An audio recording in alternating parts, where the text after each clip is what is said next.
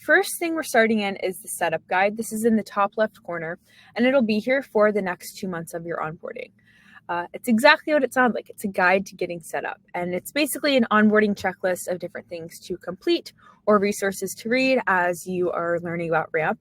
And I will say right here, we're at 64% complete. So that's not great. I mean, it's nowhere near 100%. And I'll also point out that our customers who either have reached that 100% or gotten really close to it, so like 98, 99, they have the highest amount of time and money savings. And I know that's one of the reasons that we're all here, because it's the main reason Ramp was designed, to save you time and money. So basically, for this page, I recommend coming here, I recommend checking it out, and making sure you understand how Ramp works in its entirety. And also, if you get stuck or lost or confused, think of it as your North Star. It's here for the next 2 months, and it probably either has the answer or can help you find the answer. Okay, moving on. We're now going to go to expenses, and then this first tab right here that says card transactions. And so this is the transactions page. This is going to give you the most comprehensive overview of everything in your account, but primarily your real-time spend. So who is spending, where they're spending, all of that. You'll see right here you have your current balance. So that's how much your team has spent so far in the given month. That's that current balance. And that comes out of your total business limit. So this number right here, for me, it's $2 million. That's basically your credit limit. That's how much your team has to spend on Ramp each month. You'll see right here when your next statement payment is due. So for me, September 3rd, that's when that's due. That date is set 30 days from when you make your first transaction. So for me, let's say I made my first transaction on August 3rd. That date, it's going to be due on September 3rd. However, I can change that date. If I'd rather it be the first of the month or the last of the month or a different day that best aligns with when I pay my bills, I can change it. I just have to pay off the first month first. So September 3rd comes around, I pay that off, and then I can reach out to the Ramp support team and ask for it to be changed by filing a ticket, and they'll help me. And then it'll be whatever day I would prefer it to be. You'll see your cash back right here, which we'll talk about how to redeem in just a second. We're now going to click this payments button in the top right. So I'm still on expenses and transactions, just clicking the green yellow payments button in the top right. And this is the payment section. So you'll see your current balance here again. You'll also notice that we have almost $3,000 of pending transactions, and they're pending. They have the potential to change. So you don't owe them in this very given moment, like right now, you don't owe them because they're pending. But once they become cleared transactions, you will owe them, and they will be reflected in your current balance. If you want to make a manual payment at any point in the month, you can do so here by clicking Make Manual Payment. And then we'll scroll down to this payment history section. So right here, you'll see all of your manual payments, all of your automatic payments, and then if you've redeemed any cash back, which as you can see I have right here, that would show up. And then speaking of cash back, I have all this cash back. And so in my account, it doesn't let me click redeem, but in your accounts, you would click redeem. And there's a few different ways that you can redeem the cash back. One, most people use it to pay down their monthly statement balance, which is a great option, but there's also additional rewards or like gift cards, things that you can redeem with it.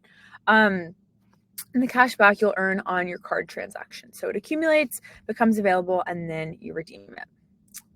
Last thing here in this section is the ability to enable early automatic payments. And I think this is a really cool feature, so I'll explain it. But basically, this is great if you are having a really high spend month and you're worried that you're going to reach that total business limit, or you're getting really close to that total business limit, but you still have several large transactions to make, or whatever reason that you'd like to have peace of mind that, okay, I'm not going to reach that total business limit and any new transactions aren't going to be declined. This is for you. So you would click setup, and then you get this drop down of these different options. So you could say, okay, 50, 60, 70, 80%. Let's go with 70%. That means when I reach 70% of my total business limit. So for me, 70% of that $2 million, the funds are going to be automatically pulled from my company's linked bank account.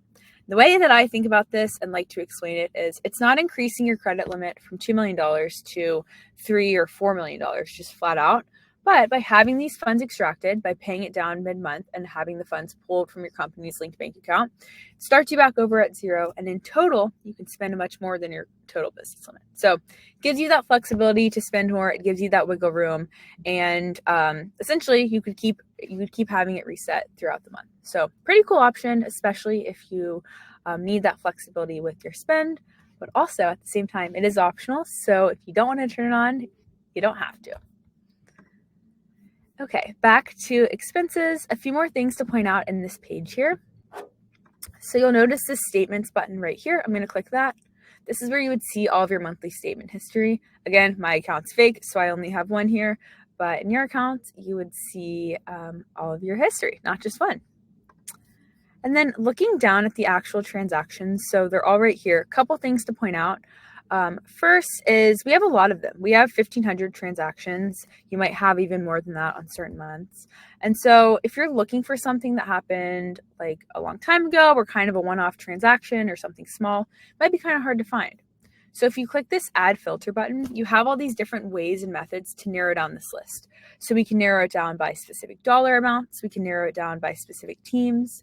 Maybe we want to see just a cardholder. We want to see just Michael Scott's transactions or just my engineering department's transactions. So lots of different ways to narrow this down and find what I'm actually looking for.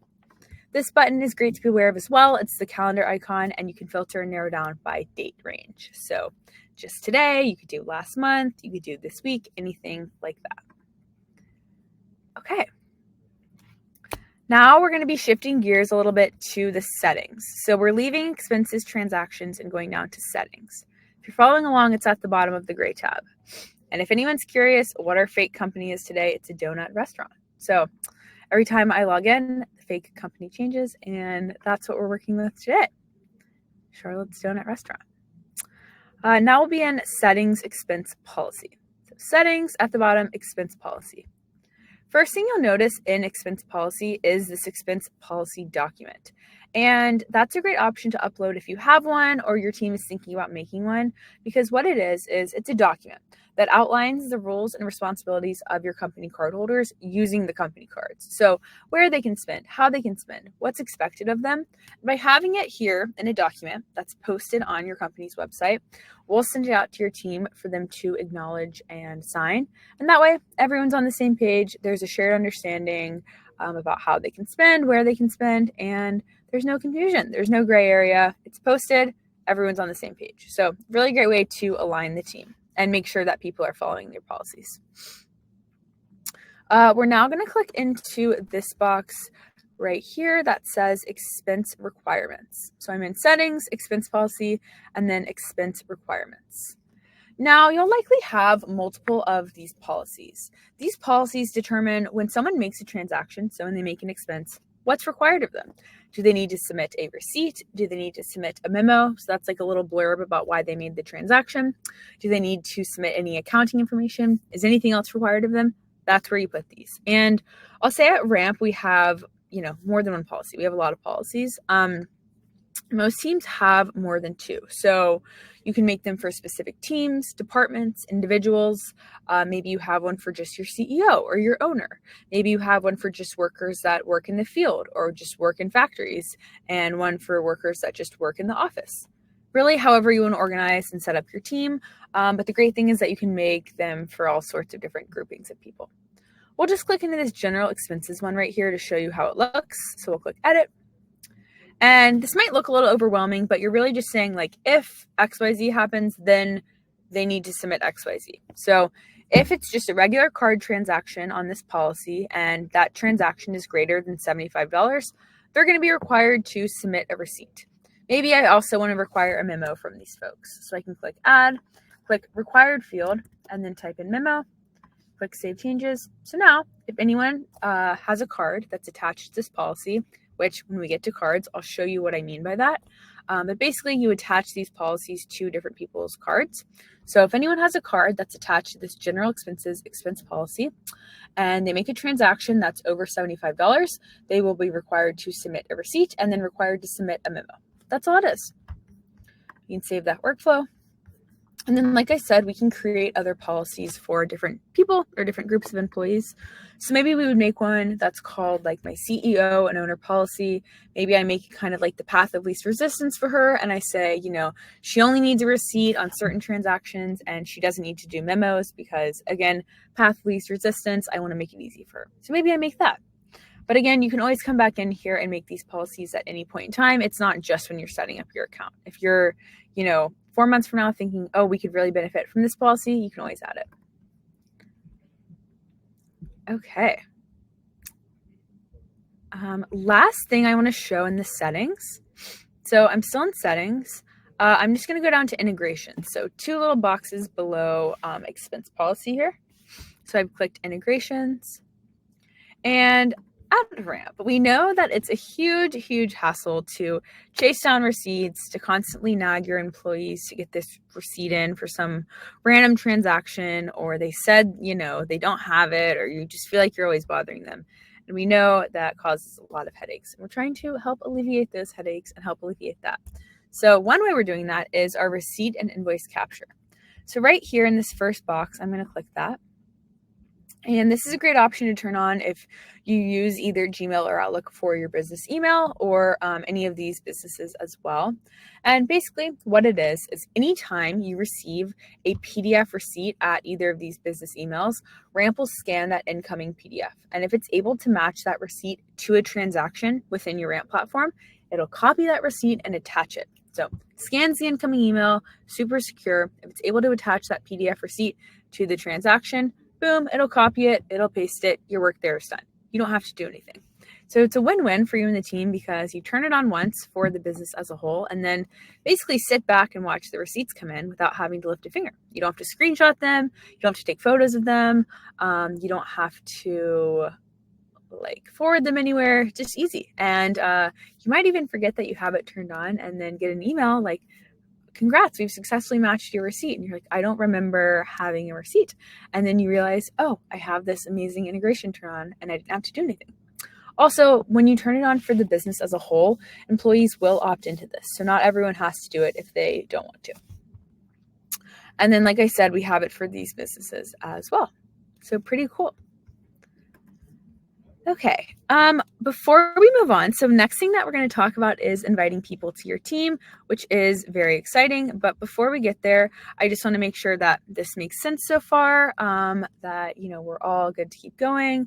I know it might be the first time a lot of people have seen Ramp or are really kind of diving into it. So if you get a little thumbs up or a little pulse check, that would be super helpful. And we will keep going. We'll talk about how to invite people to your team. Okay. Thanks everyone for the emojis. Appreciate it. Okay, we will keep going then. Thank you. I'm glad it's making sense. Cool. Okay, so we're gonna go to the people section now. It's kind of towards the bottom as well. So I'll give everyone a second to get there. Okay. So these are all of your people. Oh, love the emoji, Brent. Thank you. These are all of your people. You can look at them by all, you can go by specific departments or locations. If you have custom groups, you can look at it that way as well. And much like there's a few different ways to look at the people, there's also 3 different ways to invite people to your team. So if you click invite people, this yellow-green button in the top right. So again, we're in people. Now I'm clicking invite people. The first way is if you have your HRIS system integrated. So for example, I have Humans.io integrated right here. I can pull in that employee information and then from there, send out a batch bulk of invites to those employees. So if I wanted to just easily pull in that information, I would click invite from Humans.io or whatever HRIS system you have, and then that would help me send out a batch bulk of invites. The second way, so I'm going to go back, people over here, and then invite people. The second way is inviting an individual person. And when you invite a singular person, you have to assign them a role. So employee, that's likely the majority of your cardholders. That's the individual contributor. They can request cards. They can be issued cards. They make transactions. They submit reimbursement requests. All of that fun stuff. But they're still managed by their manager. And basically their manager still approves all of that. And they cannot invite people to the team. So above them, so above the employee is the manager. And like I said, the managers manage every aspect of the employee's Ramp accounts. So they approve card requests, they approve transactions, they approve reimbursement requests, all of that. And they invite people to their team. Above the manager is the admin. And if you're an admin, which I imagine most people on this call are an admin, kudos to you. You have all the power. You can change all of the settings. And I have to say, with great power comes great responsibility. And don't make every single person in your company an admin because, well, that might be kind of chaotic if everyone can change the settings and the rules. So be strategic, be thoughtful about who you make an admin. But if you are one, you're the head honcho. You can do everything in the account. We also have these two roles right here. So guest user role, that's great for volunteers or contract workers or temporary workers.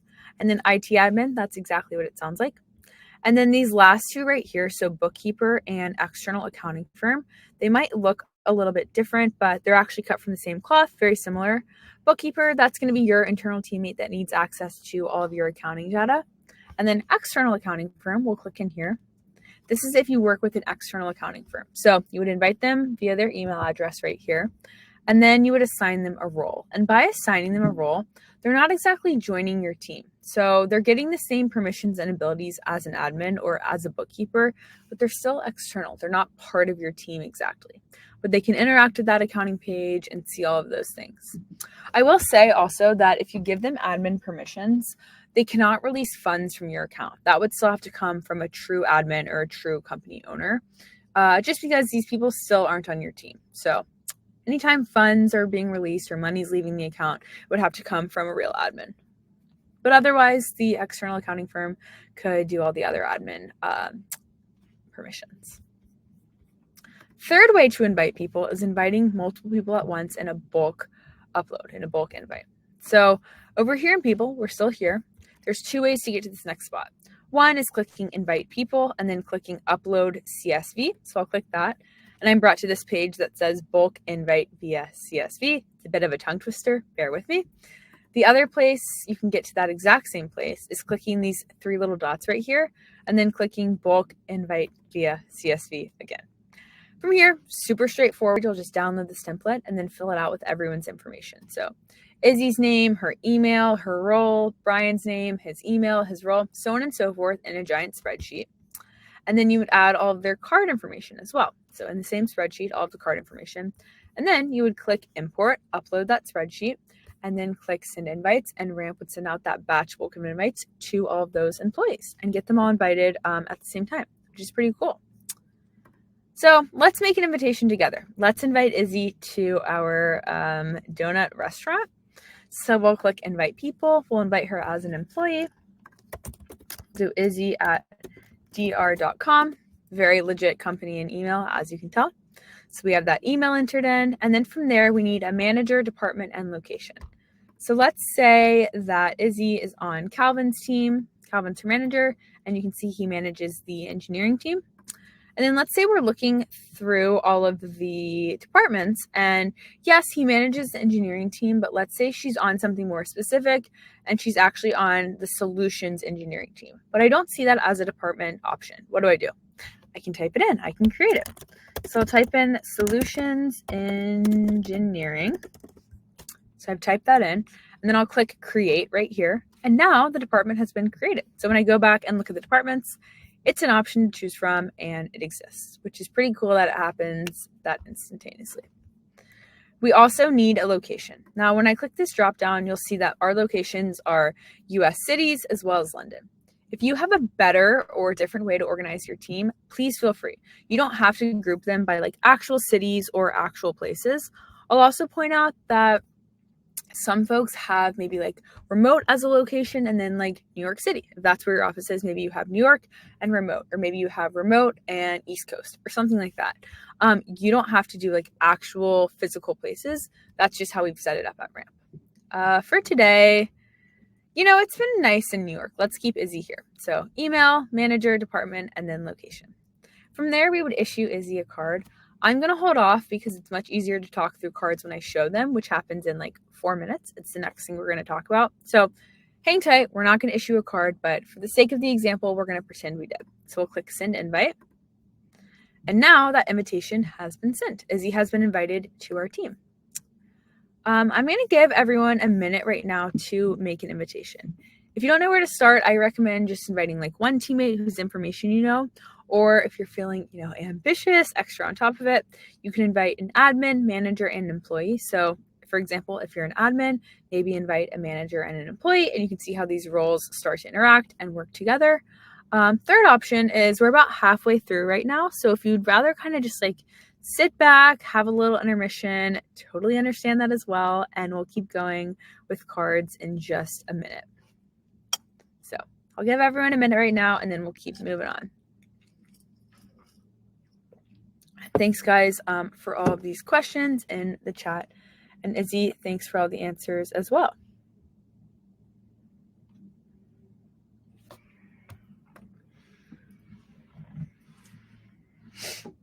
All right, maybe like 20 more seconds or so, and then we'll keep going.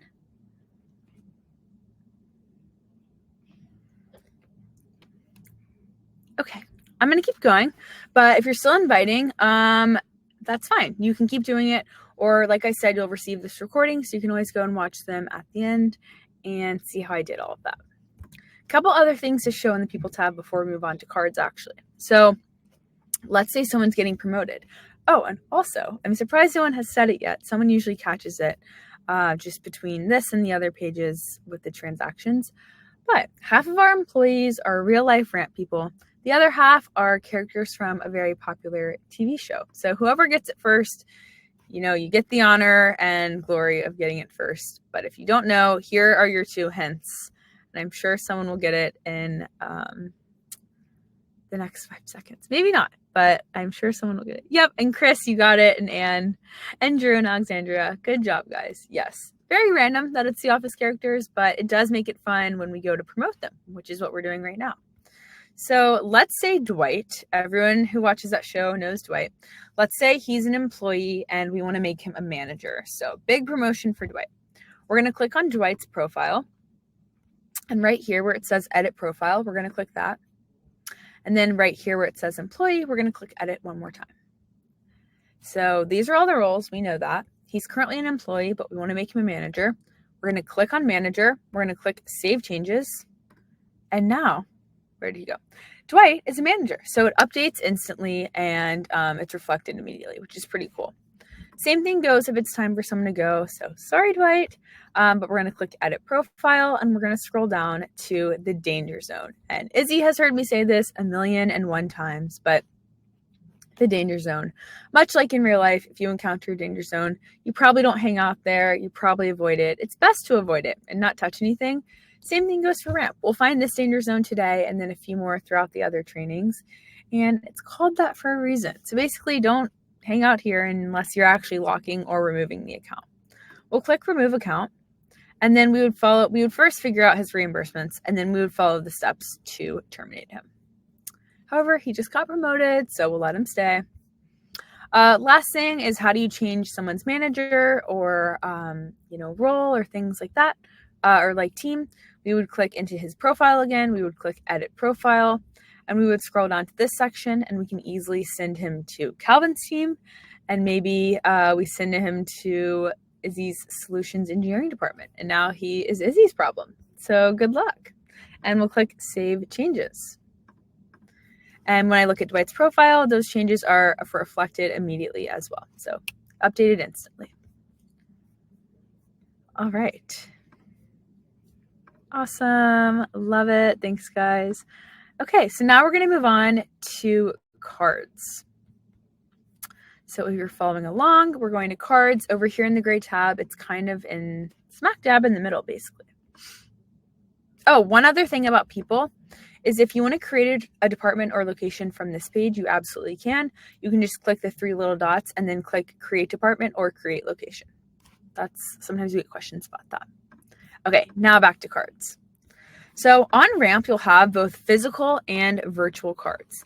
If you've never used virtual cards before or you've never heard of them, bear with me. I'm going to get you on board. I promise they're very easy to use. And also, beyond that, your team will love using them because when they're out and about and they're spinning in these different ways and uploading receipts, it just makes it all very seamless and easy. So let's scroll down to... we'll just stick with Dwight. I'll just stick with him for the examples today. So let's click into Dwight's office supplies card. So when I look at the actual card, click on it, flips around, reveals all of the card details. This is a virtual card right here. And much like a physical card that you hold in your hands, this virtual card has a 16-digit card number. It has an expiration date. It has a 3-digit CVV number. It also has Dwight's name on the card, as well as that billing address. And that's just my fake office address in the account. So functionally, pretty much the exact same as a physical card. The only difference is it's not physical. I can't hold it. Like if I try to touch it, it's on my computer on the Ramp platform. I can't touch it. I can't hold it. Whereas your physical cards, those can go in your wallet or your purse or your pocket, wherever else. But functionally, it works pretty much the same way. And you only have one physical card. So it doesn't matter if you are the CEO, if you are the owner, if you've been there for 25 years, if you've been there for 1 month, if you've been there for a day, you'll only have one physical card, but you'll have multiple of these virtual cards. Some common examples of virtual cards are things like this, like office supplies or a wellness stipend. Other examples are for travel. They're great for trips, so you can book your flight on a card, hotel on that same card, any meals and entertainment on that same card, any transportation, all on that one card. Other things like vendor specific cards, which we'll walk through in our examples, but you could make a card specifically for Amazon or a virtual card specifically for DoorDash or Uber. And anytime you use those vendors and pay and make transactions there, you use that one specific card. So basically, possibilities, are endless, and you can have a bunch of different virtual cards for a bunch of different reasons. Let's walk through an example of using this card. So I have this office supplies card. Instead of Dwight, let's say it's Charlotte's office supplies card. And we ran out of paper at the office and I'm tasked with going to get it. So instead of having to hunt down my office manager for his card or maybe my manager for her office supplies card, I can have my own. Again, it's Charlotte's office supplies card. So I go to Staples or Target or wherever. And let's say when I get there, I want to use my one physical Ramp card. I want to actually tap it or swipe it. So what do? I can link this virtual office supplies card. I will link it to my physical card. So now that's linked. That means my physical card will act as this office supplies card. It'll take on all the attributes of the card. So the limit, that'll be on the card.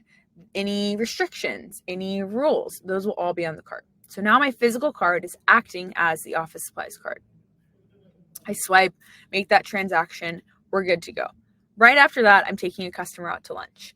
And when that check comes around, I want to put my card down. But it's still linked to my virtual office supplies card. And of course, I don't need to use that for lunch. I need to use maybe my meals and entertainment card. So how do I do that?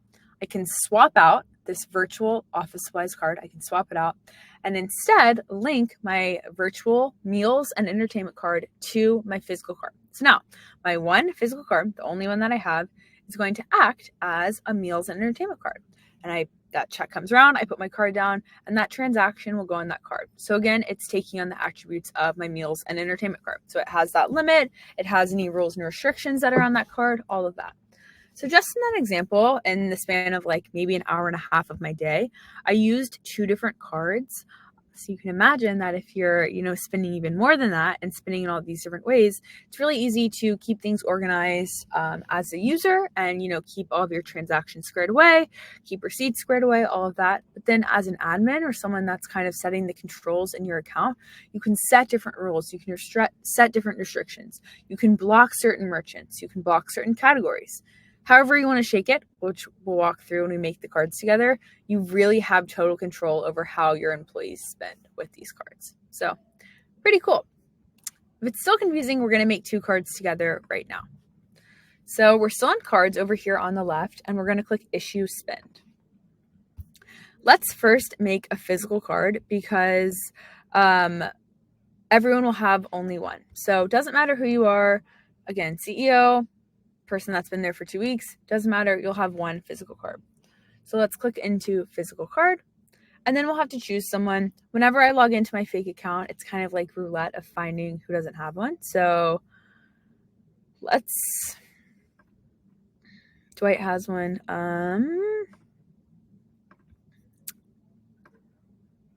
Okay, great, we'll make one for Elizabeth. So who is it for? It's for Elizabeth. And what is it for? It's Elizabeth's physical card. So we'll just type that in. So who is it for? Elizabeth. What is it for? Elizabeth's physical card. From there, we need an amount, currency, and frequency for her card. So we'll say that the amount is, maybe she gets $1,000 US every quarter. And this can just be for kind of like miscellaneous things, miscellaneous expenses, testing out the product, taking people out for coffee, all of that. And I'm just looking at the chat really quick. Dory, I see that question about why the physical card has a limit. So when I make this, I'll show you what happens. But even with your physical card, there is a virtual version because you might want to use this card in an online store or on Amazon or something like that. And so you can still use the card number when you're waiting on the physical card to arrive at your office or whatever it may be. So it still needs to have a limit. However, you could set the limit really high if you didn't want to, feel bogged down by it or have your employees feel bogged down by it. And yep, to your question above, absolutely. It often does. The cards are often smart enough to know which card to apply it to. This is just for keeping things organized, and you can go ahead and select it ahead of time. That's what I do personally. But yep, they often are smart enough to know how to apply the transactions to which cards. So I'll keep going, but Izzy can follow up with a little bit more information on that. But I'll show you why this physical card would need the limit as well in just a second. So from there, it's physical. So it's physically being shipped to Elizabeth, like I said. So we need a mailing address. So we can either ask Elizabeth or we can send it to her address and type it in there. Or maybe I can send it to the office address. And that way you just enter that in and it will get sent to the office. In this advanced section right here where it says additional reviews, I can click that. And this is going to determine who approves and reviews all of these transactions on Elizabeth's physical card. So if I want the manager to review and approve everything, they absolutely can. And I'll confirm that address. It's just going to tell me it's fake. We know that it's a fake account. And then I will click issue. So in the meantime, that card, it's physical. It's physically being shipped to Elizabeth. But let's say this is the only card she has or she wants to start spending immediately. She can click on it. And when it flips around, here's all of the virtual details. So she could copy this information, and little insider tip, if you click these boxes, it copies the number. So you don't have to write it down. You don't have to drag it across that way, anything like that. You can just copy the little card number and enter it into whatever website or wherever you're paying and start using this. So this is a great way to be able to use the card before the physical card actually gets there. So Dory, let me know if that doesn't answer that question about the limit. But happy to dive into that further. Okay, and then to make a virtual card, let's do that together as well. We'll click Issue Spend, and then we'll click Virtual Card. And let's make one for Creed. Let's say that Creed is an employee on my marketing team, and I want to make him a card that's specific to Facebook ads. Let's say he's running a giant growth social campaign on Facebook ads and he needs a card specifically for the spend. So who is it for? It's for Creed. What is it for? It's for Facebook ads card for that spend. So it's a very specific use case. From there, we need an amount, currency, and frequency. So let's say Creed gets the big bucks. He gets $1,000 every week to run these different Facebook ads, growth campaigns, social experiments, all of that. So who is it for? What is it for? And then amount, currency, frequency. From there, we'll attach the submission policy to it. So earlier, towards the beginning of the session, we talked about, okay, these expense requirements, these expense policies, what are those? And you're just making different policies for the different cards, different groupings of people that say, when do you need to submit a receipt? When do you need to submit a memo? Is any other additional information, such as accounting information, required? Maybe it's someone that works in the field. Do I need my customer code or my job code on these transactions? You can add that as well in your expense policies. But for this, let's keep it simple. Let's say Creed's just a regular employee, and we just want that general expenses policy, meaning a receipt's going to be required and a memo is going to be required for those transactions above $75. So again, all this information looks good to go. In the advanced section right here, where it says spending controls and restrictions, I'm going to click that. And right here where it says restrict categories and merchants, I'm going to click add restrictions. And earlier when I mentioned, you can set different controls, different rules, all of this stuff on these cards. This is where this really comes into play to give you, well, control over how your employees are spending. So with categories, these are the ramp categories. You can either allow or block certain things. So on this, maybe we make the only allowed category advertising, or maybe we block gambling, or we block alcohol and bars, just kind of like other categories that maybe we don't want my employees spending on with this card. However, on this, for Creed's, Facebook ads card, I would probably say, let's make Facebook ads the only allowed merchant. So great. Now I've said Facebook ads is the only allowed merchant. That means Creed can only use this virtual card on Facebook ads. It's the only allowed merchant. If he tries to use it anywhere else, maybe by accident, blocked, declined, transaction will not go through. It's specifically designed for Facebook ads. Let's say someone tries to make a fraudulent charge on this card, which hopefully that doesn't happen, but good to protect against it.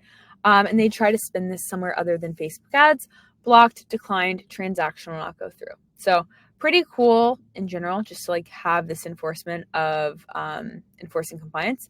But B, really nice security blanket knowing that, okay, people can only spend in the ways that I am restricting them to. So as an admin or owner or manager, it should give you a lot of peace of mind, hopefully, and knowing that you have this control over how your employees are spending. So we'll click Save Changes. And then again, with this advanced additional review section, I need to choose who's going to approve and review all of these transactions. Maybe we still require that manager to review and approve them, or maybe we make a policy that says auto approve, and I don't need the manager to approve them if I know they're only at Facebook ads and I added those additional controls. That's sometimes an example that we see as well. From there, we'll click Issue. Just takes a sec.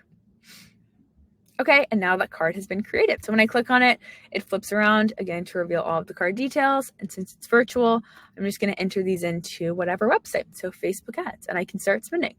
Also, we know that we said this card would reset weekly. So it's going to reset on the 18th on Sunday night. So reset every week. All right, I'm going to give everyone a minute right now to create a card. If you don't know where to start, I recommend making yourself a physical card if you haven't done so yet. Or you could make that teammate that you invited earlier in the people section, you can make them a physical card. Or if you're feeling really ambitious on top of it, you could make a vendor specific card. So maybe a Amazon card or a DoorDash card or an Uber card, something like that your team spends on quite a bit. Other option would be to have a little intermission. Totally understand if that's the case. We're almost done here, so we have just a few more things to talk about. So if you kind of just, want to get a sip of water, just take a little breather, that's fine too. We are almost at the end. So I'll give 30 more seconds or so.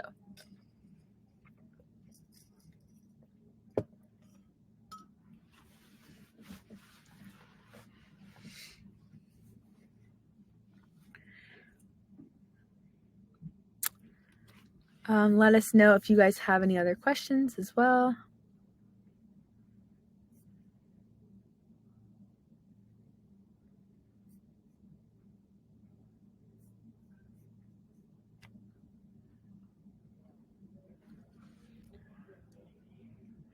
Okay, I think we're going to keep going. But if you're still making cards, that's perfectly fine. And we have just a few more things to talk about. So I mentioned this linking of the cards that, you might want to select which virtual card it is before you use the physical card. Not always, as Dory brought up, sometimes the card will be smart enough to know as well which one it is. But in the case that you're like me and you like linking it before the transaction, you would go to My Ramp. And so everyone has this section.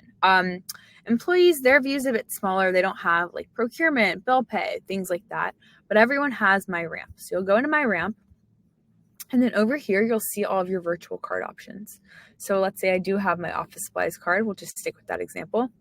In your accounts, you would see a button that says link to physical card. So you would click that, and then this virtual card, so this office supplies card, would be linked to my physical card. So I would just click link. Then let's say I'm swapping it out, want to do a different one. I would just click into whatever it is. And then once it loads, I would click link to physical card, and that would swap those out. Other thing to point out here is the Ramp app, so the mobile app. I really recommend downloading it if you haven't or you're thinking about it, and having your whole team download it as well, because it makes it really easy to use your cards when you're out and about. Switching between them is even easier than the platform. You just click on the card and it's linked. And then also submitting receipts. So submitting receipts is super easy with Ramp. You'll be texted after you make a transaction to submit the receipt, and then choose either memo or category, however you set it up with your team. Or you could submit them online on the platform, just going into the transactions and attaching them. So that can be done either on the app or on the platform on the computer, which is what I'm on right now. Or you'll be emailed and you can submit it there. So a couple different options of submitting the receipts virtually. But I would say that the Ramp app makes it really easy to just quickly, look at your transactions, quickly get whatever's required of you. So your memos, your receipts, all of that. So I recommend you download the app, and I recommend you tell your team to download it as well. Okay, I think 2 or 3 more things to point out, and then we are almost done here.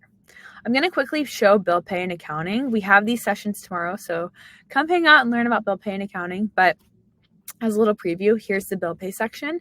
And this is where your AP clerks or your AP team would be working out of, bill pay. And then accounting, this is that page right here. Again, if yours looks a little different, it's because you likely haven't set up your accounting yet. So if it's blank here, that makes sense. And we'll do that together in the accounting session tomorrow. I'm going to put in the chat again, ramp.com/training. And definitely sign up for those accounting and bill pay sessions there. Another thing I want to point out or talk about is reimbursements. So we're going to go to expenses and then reimbursements. And there's a few different ways to create reimbursements. So we'll go up here to create. First one is just dragging and dropping the receipt and then manually entering some information. The second way is manual, so having the person, the merchant, the dollar amount, the date, a little blurb about why you made the transaction, anything else, and then dragging and dropping the receipt there as well. And then mileage, the difference with this is it's gas mileage. So it's, you've driven somewhere, you've driven to work or a work event, and you need the actual distance as well. So you would add the person, and then I think this is pretty cool, but you'll put in the start location, you'll put in the destination, and then Ramp will calculate that distance from point A to point B and populate it into the reimbursement. From there, you can add the distance, the date, the memo, the receipt, all of that. So those are the main ways to submit reimbursements. But how do they actually work? How do they get paid out? So someone will submit a reimbursement request. Let's say it's me. Let's say I submit a reimbursement request. So that'll get submitted. From there, it's approved by either the admin or the manager. So reimbursement request gets submitted. It's approved by admin or manager. From there, the funds are pulled from the company's linked bank account and sent via ACH payment to the employee's linked bank account. So I'm going to point something out. This total business limit, this $2 million that my team has to spend every single month, reimbursements do not come out of that. They are separate. Reimbursements do not come out of your total business limit. They are instead pulled from the company's linked bank account. So, reemphasizing, reimbursements don't come out of the total business limit. So someone submits a reimbursement request, it gets approved. Those funds are then pulled from the company's linked bank account and sent via ACH payment to the employee's linked bank account. Now, if you're the person that's approving them, you have 2 places to do this. One is right here in Needs Review. So we're still in Expenses, Reimbursements, and now clicking Needs Review, and I can see them all here. So if I want to pay David's, I can click Pay. If I want to reject, I can click the 3 little dots and then click Reject Request. And I can say, maybe this goes against company policy. And then I can click Reject. And now that reimbursement request has been rejected. Maybe I approve this one. If I want to bulk approve them, I can do so here with Approve. So that's one place. This is again in Expenses, Reimbursements, and Needs Review. That's one place I can do them. The other place, and other thing I want to point out, is the inbox. So that's this section right here. As admins and managers, you'll have the inbox. Employees would not have the inbox unless they're approvers on bills or things like that. Now, if it were me, obviously, do whatever you would like to in your platform. But if it were me, I would come into the inbox to see everything that requires my immediate attention. So I would just streamline my workflow and see what I need to do, what I need to approve, all of that. So I would come into inbox. I would see all of my team's card requests, approve those, issue those cards. I would see my team's transactions. I can approve them here. I can flag them. And again, say this goes against company policy. Sorry, I can flag that. I can continue approving them, so on and so forth. And then again, in inbox, I can see my reimbursements. So I can just approve and pay them out from here. Maybe I reject them from here, whatever it may be. We'll get to bills tomorrow in the bill pay section, but if you're a bill pay approver, you can approve them from the inbox as well. So pretty cool. Just going to look at the chat really quick. And John had a great question about paying reimbursements outside of Ramp. You definitely can if you choose to pay them through your payroll or something like that. And you can still track and approve them through Ramp, like Izzy said. Okay, cool. So this is the inbox. And then again, reimbursements are right here, but you actually look at all of the reimbursements here, and in reimbursements section, this is where you would create them. Okay, just looking through the chat again. We're almost done here, guys, so thanks for following along. Thanks for all of your patience and all of your questions. Before we wrap up, I want to wrap up what we talked about and then share a few more little housekeeping announcements. But to talk about what we talked about today, we talked about best onboarding practices in this setup guide, and then we talked about those expense requirement policies. So do you need to submit a receipt? Do you need to submit a memo? Anything like that? And then how to invite people to your team, which is very exciting. And then from there, how to issue cards. So both physical and virtual cards to yourself, to all of your teammates. And then quick little previews of bill pay and accounting, which we'll talk about more tomorrow in those sessions. And then finally, reimbursements, how they work, how people receive those payments.